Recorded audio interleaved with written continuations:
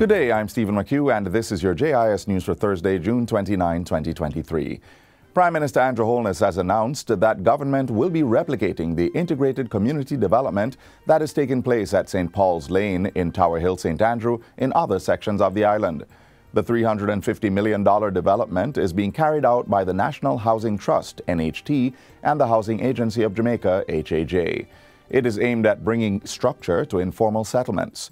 The housing development will accommodate 24 families, and there are plans to expand with an additional 12 units. The persons who are beneficiaries have all agreed to have their structures taken down, and they have all agreed to temporarily relocate. Many of them now are living under less than acceptable circumstances, but they have agreed to make the sacrifice because they see it is for their own betterment, but they are also guaranteed that the development will be very rapid. Prime Minister Holness was in the community on Tuesday, sensitizing stakeholders on the project. I'm indeed pleased to be here today to see what is actually happening on the ground, and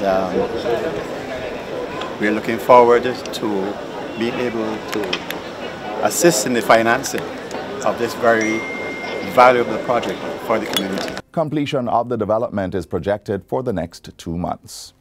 Local Government Minister Desmond McKenzie is reaffirming the administration's commitment to improving the circumstances of people living in deplorable conditions. We have been building houses such as this, giving hope to families, ensuring that there is a proper roof over their heads, giving them the hope of the prosperity that we've been talking about since 2016. And it's not a matter of just talking about it, but demonstrating in the real way our commitment to respond to the plight of persons. Minister McKenzie was speaking in Brompton, St. Elizabeth, where a grateful Shaya Farquharson received a new home under the government's indigent housing program. The new homeowner was brought to tears following the assistance and expressed her gratitude. I would like to say a big thank you for my kids that are not here, because they had a roof over their head. Thank you very much. Minister of Agriculture, Fisheries and Mining Floyd Green is promising that more mining lands will now be put to productive use. The construction of 20 greenhouses has already begun in Kirkvine, Manchester, where 20 farmers have pooled their resources. Each grower will be allotted a greenhouse. Minister Green says the Kirkvine cluster was developed through the use of former bauxite grounds and community resources. For far too long, a lot of the land that has been utilized in mining has not been put to other productive use. And that has to come to an end. Is to use what used to be bauxite pits and turn them into rainwater harvesting ponds, and use solar energy to use that water to run the greenhouses. The minister was speaking at the recent launch of the annual Agricultural, Industrial and Food Show in Whitemarl, St. Catherine. The Ministry of Education has signed a Memorandum of Understanding MOU with the Digicel Foundation to create a smart room at Mineral Heights Primary School in Clarendon. The signing ceremony was held at the school on Monday. It was done to reaffirm the foundation and the ministry's commitment to offering a cutting-edge learning environment that fosters digital literacy and equips students for the challenges of the future. This initiative will open doors to better education, improve job prospects, and opportunities for personal and professional growth. The room will be outfitted with 12 laptops and 12 tablets with headphone connections, as well as a smart screen and a commercial printer. We are confident that the staff here and the management system will make full use to ensure that there is adequate infusion in all aspects of school life, so that our learners can be the game changers that they are meant to be. The Ministry of Health and Wellness continues to receive support for the improvement of healthcare services through clinics across the island. The latest partnership is with Surgix Jamaica Limited for the adoption of the Onato Bay Health Center in St. Mary.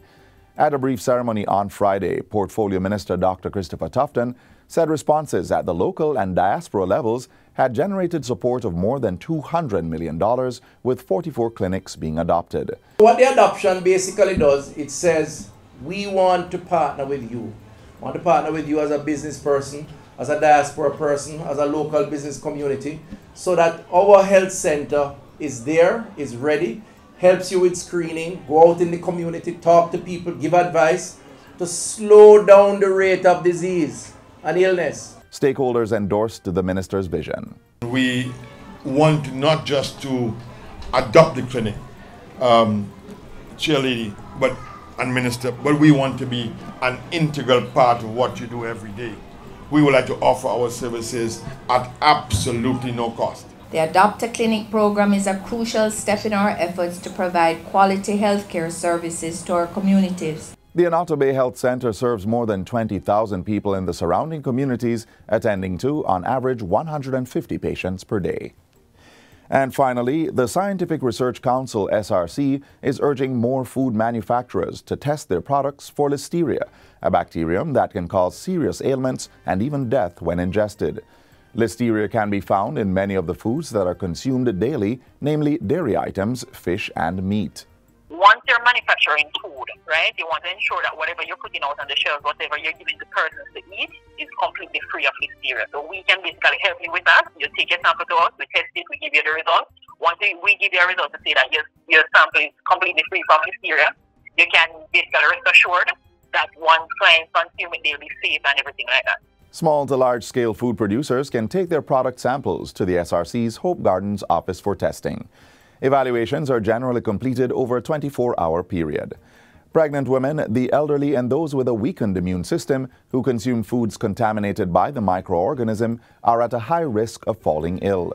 Some of the common symptoms shown in those who consume food contaminated with listeria are diarrhea, nausea, and fever.